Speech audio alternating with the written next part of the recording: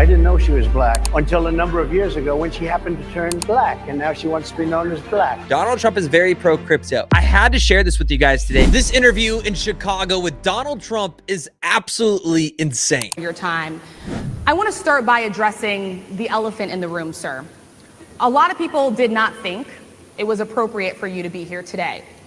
You have pushed false claims about some of your rivals, from Nikki Haley to former President Barack Obama, saying that they were not born in the United States, which is not true. You have told 4 congresswomen of color who were American citizens to go back to where they came from. You have used words like animal and rabbit to describe black district attorneys. You've attacked black journalists, calling them a loser, saying the questions that they ask are, quote, stupid and racist. You've had dinner with a white supremacist at your Mar-a-Lago resort.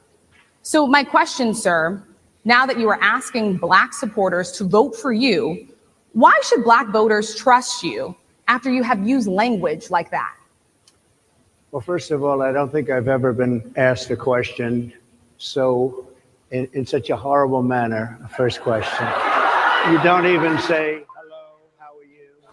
Are you with ABC? Because I think they're a fake news network, a terrible network. And I think it's disgraceful that I came here in good spirit. I love the black population of this country. I've done so much for the black population of this country. Now, before this interview takes an entire turn, right out the gate, of course, this reporter is trying to position Donald Trump here as a racist. So first and foremost, he established the First Step Act, which was signed into 2018. It included provisions to reduce mandatory minimum sentences for certain nonviolent drug offenses and allowed inmates to earn time credits for good behavior, leading to early release. Now, if you guys didn't know this, Kamala Harris, as she was state attorney general, kept in non-violent criminals longer in prison to actually incite free labor, which was a modern form of slavery. As she was the attorney state general, as non-violent criminals, she included child. Those are what she labeled, of course, as non-violent criminals in her time as a state attorney general in California. On top of this, Trump has also established economic opportunities for opportunity zones in 2017 for Tax Cuts and Jobs Act, which, of course, actually helped many of these designated zones, predominantly black neighborhoods. Right, funding also historically black colleges and universities with his HBCUs, and police reform and community safety. What I want to point out that is very weird, when you click on White House, you can't even actually search this out through ChatGPT. I don't know what their algorithm is doing, but it automatically forces you to look at fact sheet. President Biden announces new actions to secure border. Even though it's supposed to take you to where it's pulling that information from, you actually have to go on Google and search it up yourself. It wants to push you directly over to Biden acts and things at the White House. You can also do this when you click on Brookings. It takes you to the collapse of bipartisan immigration reform. Even Elon Musk pointed out, if you type in Trump rally on Google, they're pushing only Kamala and Democratic issues. This is take 2 on what's happening at, of course, this convention. Including employment, including opportunity zones with Senator Tim Scott of South Carolina, which is one of the greatest programs ever for black workers and black entrepreneurs. Done so much, and and I say this, historically black colleges and universities were out of money. They were stone cold broke, and I saved them, and I gave them long-term financing, and nobody else was doing it. I think it's a very rude introduction. I don't know exactly why you would do something like that. And let me go a step further. I was invited here, and I was told my opponent, whether it was Biden or Kamala, I was told my opponent was going to be here. It turned out my opponent isn't here. You invited me under false pretense. And then you said, you can't do it with Zoom. Well, where's Zoom? She's going to do it with Zoom, and she's not coming. And then you were half an hour late. Just so we understand, I have too much respect for you to be late. They couldn't get their equipment working or something. By the way, a lot of news websites are saying Trump was an hour late, and there's now multiple confirmations that he was not, and it was, in fact, there are issues on their end that caused the event to be late. Mr. President, I would love if you can answer the question on your rhetoric and why you believe that black voters should trust you with another 4 years. I have been the best president for the black population since Abraham Lincoln. Now that I don't know is necessarily true. That might be a little bit of stretch, but either way, this reporter is positioning it to, again, make Donald Trump look racist when in fact he is not. He has done absolutely amazing things for the black community. And if she wants to pull up the things he's said, I mean, they could pull up the same violent rhetoric that you've seen from the left, calling him Hitler, white supremacy, and the list goes on and on and on with what, the names they've called him. But you can go to just Harris and see her attorney state general, what she has done. Not to mention, too, I believe there was a Hispanic and another black as well that were facing life sentences that she held back innocent information from the court that was actually able to prove these two innocent people not guilty in court. And so you can go on and on from both sides here. And the reason why I'm showing you guys this today, because it's so important right now. Donald Trump is very pro-crypto, pro-freedom of choice. And it's clearly attacks on democracy here. It continues on in this next clip. This next clip is actually really wild to watch. This is, I'm not going to defend Trump on this. Own supporters, including Republicans on Capitol Hill, have labeled Vice President Kamala Harris, who is the first Black and Asian American woman to serve as vice president and be on a major party ticket, as a DEI hire. Is that acceptable language to you? And will you tell those Republicans and those supporters to stop it? How do you define DEI? Go ahead.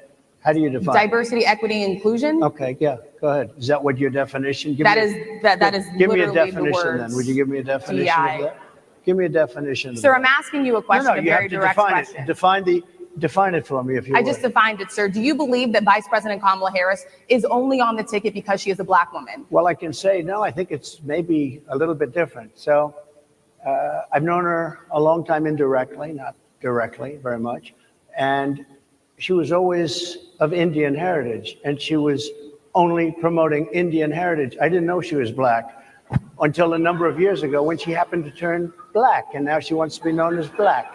So I don't know, is she Indian or is she Black? She is always But you know identified what? as a Black woman. I She went to a respect either historically Black one. college. I respect either one, but she obviously doesn't, because she was Indian all the way, and then all of a sudden she made a turn and she became a Black person. Just to be clear, sir, do And you I believe think, that I think she is somebody should look into that too when you ask continue in a very hostile, nasty tone. It's a direct question, sir. Do you believe that Vice President Kamala Harris is a DEI hire, as some I Republicans really have don't said? know. I mean, I really don't know. Could be.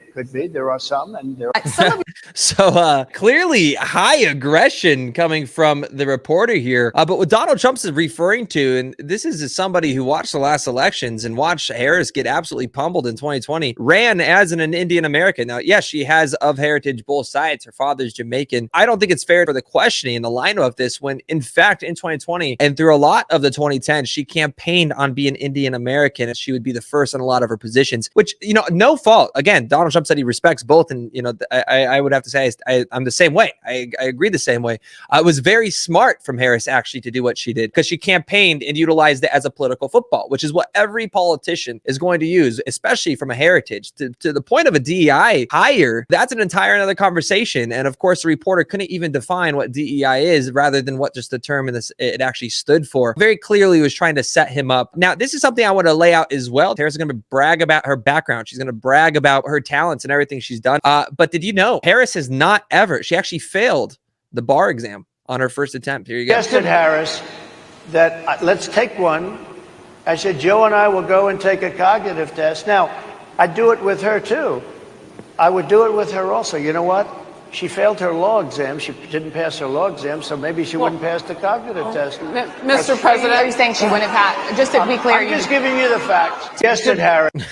There's your fact check there. And according to Colin Rugg here, report Donald Trump was correct when he asserted that Kamala Harris failed the bar exam. It won't be long until media and the big tech scrub this from the internet too. During his appearance at the National Association of Black Journalists convention, Trump claimed that Harris failed her law exam. She quickly shot, of course, ABC's Rachel Scott quickly shot back saying she passed it, without mentioning that Harris did fail the first time here. Context matters. Did she end up passing? Yes. Did she still end up holding prisoners and refining law to hold prisoners of non-violent crimes longer than they needed to, as well as wrongfully accused individuals that ended up serving decades in prison because she withheld data? That is also true. Context matters on both sides, right? And so what we're going to be watching out for here, guys, is media. And I'm warning you guys, continue to do your own research and look at everything from both sides of the spectrum here. Donald Trump is very pro crypto. He is very pro free speech, anti-censorship. I had to share this with you guys today because what the media is doing to Donald Trump is ruthless. The propaganda we are seeing being spread is very clearly one-sided, especially when you see Google, which is Harris's largest donor. Google, Alphabet is Harris's largest donor, purposely in an algorithm, making it where you type Trump on Google, Harris automatically pops up first. You're going to see a lot of terminology being thrown with election interference, yada, yada, yada, because of AI.